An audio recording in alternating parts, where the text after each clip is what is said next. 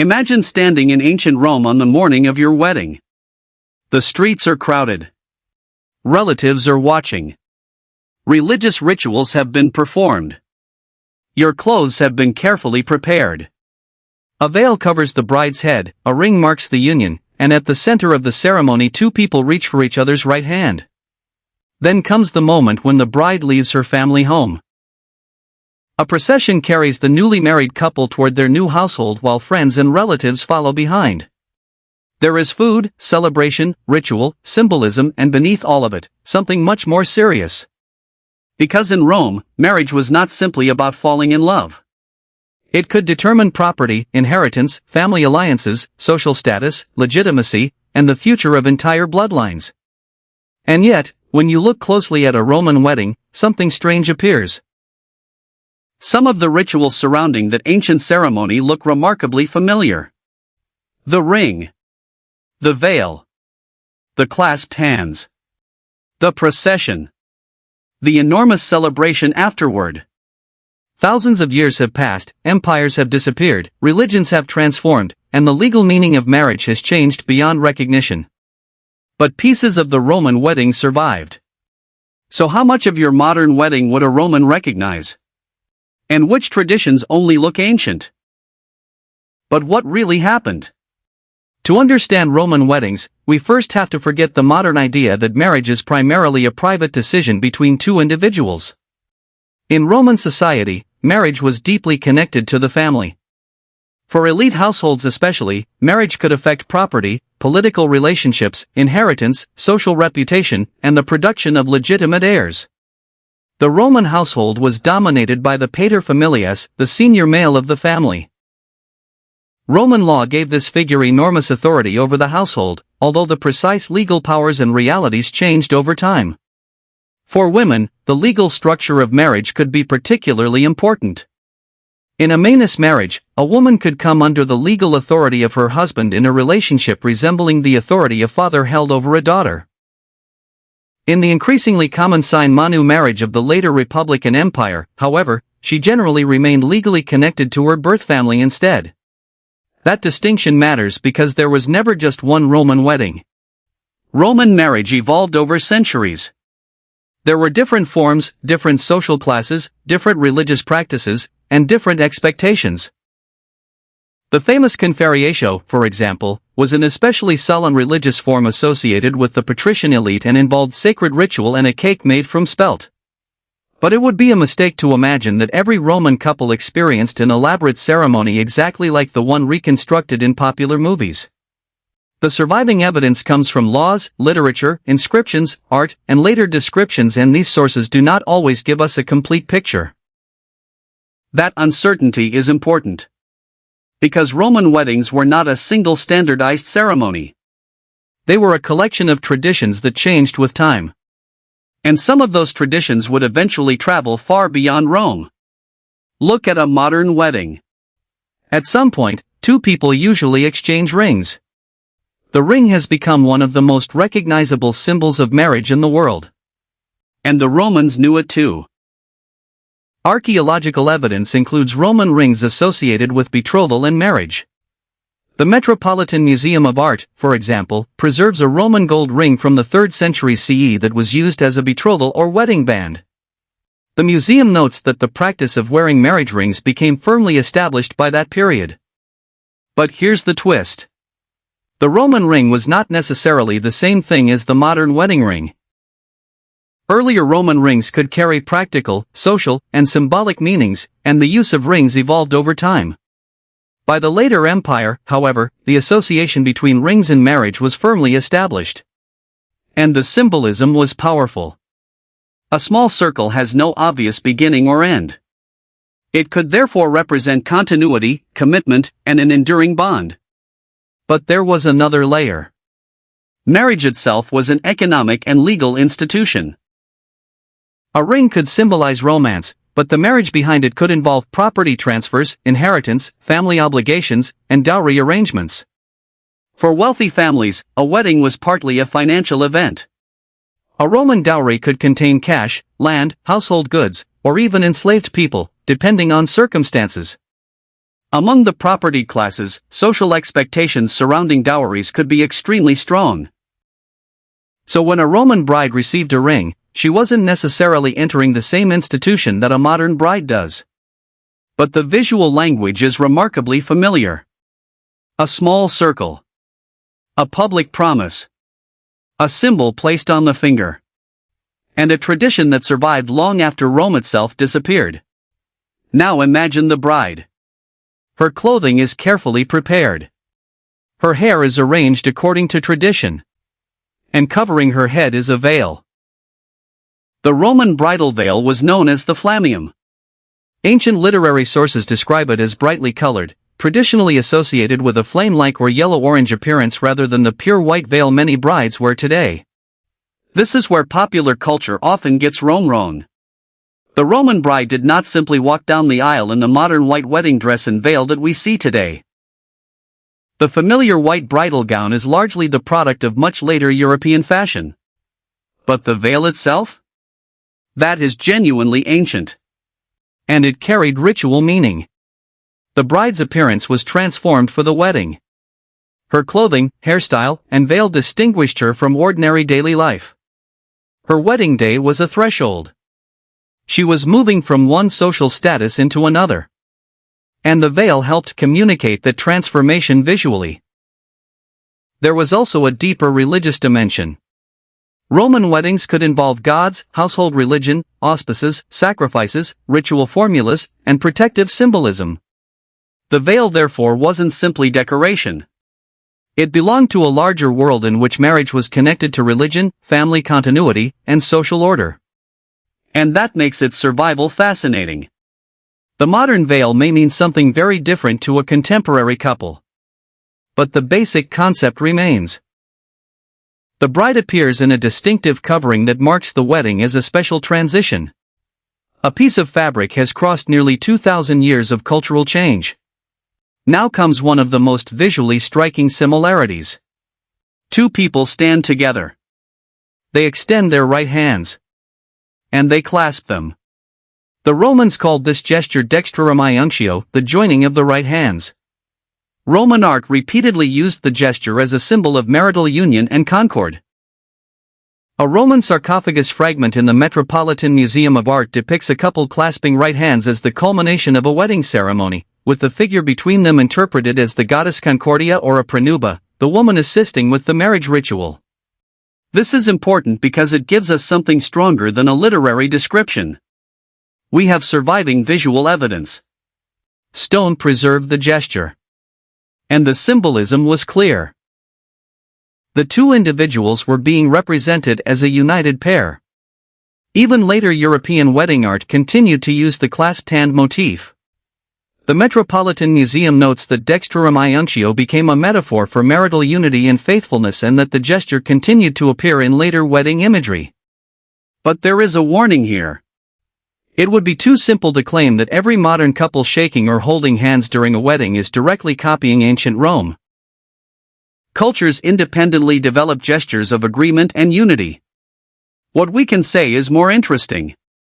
The Romans explicitly used this gesture as a visual symbol of marriage, and the image remained recognizable across centuries of European art. The hand became a language. Two people. One union. And a gesture that still feels instantly understandable today. Then something happened that would have felt very dramatic. The bride left her family's home. The newly married couple was conducted toward the husband's household in a procession known as the Deductio in Doma Meriti. This was not simply transportation. It was symbolic. The bride was crossing a boundary between households. Friends, relatives, and participants could accompany the couple, turning the movement itself into a public event. And this is one of the traditions modern weddings still resemble in spirit. Think about the modern ceremony. The bride or groom enters. People watch. The couple eventually leaves together. Guests follow them to a reception. There is music, celebration, photography, food, speeches, and often a symbolic transition from ceremony to married life. The ancient Roman version was obviously different. But the basic idea of turning marriage into a public procession is remarkably old. Marriage was not merely something that happened privately. It had to be witnessed. It had to be recognized. The movement from one household to another made the social transformation visible. And there was a darker side. Roman marriage was deeply embedded in unequal power structures. Women could be subject to strong family expectations, and the economic consequences of marriage could be enormous. The law recognized consent as important, but the social pressure surrounding marriage was not remotely comparable to modern expectations of individual choice. For some women, marriage could open new opportunities. For others, it could mean entering a relationship shaped heavily by fathers, patrons, husbands, wealth, and social status. The procession celebrated a union. But it also represented a transfer within a highly structured society. Then came celebration. Food. Wine. Family. Friends. Music. Public congratulations. The wedding feast was an important part of Roman social life, although its exact form varied enormously depending on period, wealth, and circumstance. This is perhaps the easiest Roman tradition for a modern viewer to recognize. Because weddings still tend to end with a celebration. The ceremony establishes the union. The feast allows the community to celebrate it. And in Rome, food had enormous social meaning. A wealthy wedding could display the family's status through hospitality and extravagance. The feast wasn't just about feeding guests. It could communicate wealth. It could strengthen relationships. It could demonstrate social connections. And it could remind everyone present that a new family relationship had been created. But here's where history becomes complicated. We sometimes hear that modern wedding cakes descend directly from Roman wedding cakes. There was a Roman tradition involving spelt cake in the religious ceremony of conferatio, and later Roman wedding customs included cakes and celebratory food. But the modern tiered wedding cake has a much more complicated history. It would be misleading to say that a modern white wedding cake is simply a Roman survival. The resemblance is real. The direct line of descent is much less certain. And that distinction is exactly what good history requires. Not every familiar ancient-looking tradition actually survived continuously. Some were reinvented. Some were transformed. Some simply happened to resemble one another. But that wasn't the whole story. Behind the flowers, veils, rings, and feasts was a society where marriage could be a mechanism of power. For elite families, dowries could represent enormous amounts of wealth. A daughter could carry property into a marriage. And if the marriage ended, the question of what happened to that dowry could become legally and financially complicated. Roman legal scholarship shows just how significant dowry recovery became in Roman society. Marriage could also be used to reinforce social boundaries. Who was considered an appropriate spouse? Who could produce legitimate heirs? Who possessed the right social status? Who controlled property? These questions mattered. And the answers were often shaped by men who held legal and economic power. There were also situations where marriage intersected with slavery and manumission. Some enslaved women were freed specifically in connection with marriage to former owners, but historians emphasize that this could produce a highly qualified form of freedom. A woman might gain legal status while still facing severe restrictions over her ability to enter or leave the marriage or control property. This is a crucial reminder. The word marriage can hide enormous differences in lived experience. A Roman wedding could represent affection and family celebration. But it could also represent property, hierarchy, obligation, and control. And those contradictions existed simultaneously. So what would a Roman recognize if they walked into a wedding today? The ring? Probably. The veil? Yes, although the color and meaning might surprise them. The clasped hands? The imagery would be familiar. The public procession? Certainly recognizable in spirit. The feast? Almost immediately. But the most important survival isn't any single object. It's the idea that marriage deserves ritual. That a private relationship becomes publicly meaningful through clothing, symbols, witnesses, gestures, celebration, and ceremony. That idea is much older than Rome. But Rome helped give it forms that would echo through later European culture. And there is one final twist. The Roman wedding ceremony itself was never frozen in time. It changed. Roman marriage law evolved. Religious practices changed. The rise of Christianity transformed the cultural landscape. The legal position of women changed over centuries. And many customs that people now call Roman were themselves products of particular periods.